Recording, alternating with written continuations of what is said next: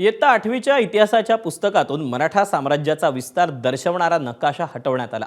या निर्णयामुळे national council of educational research and ट्रेनिंगने पुन्हा एकदा वादाच्या भोवऱ्यात ते सापडलेत। या निर्णयामुळे राज्यात संतापाची लाट उसळली असून शैक्षणिक आणि राजकीय वर्तुळात तीव्र प्रतिक्रिया उमटतात।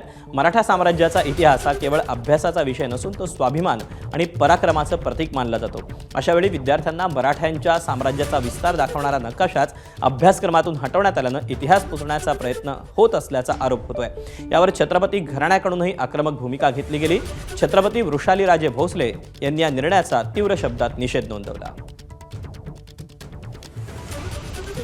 NCERTने इयत्ता 8वीच्या पुस्तकातून मराठा साम्राज्याचा विस्तार दर्शवणारा नकाशा हा काढून टाकलेला आहे आणि ही अतिशय खेदजनक आणि निषेधार्ह गोष्ट आहे।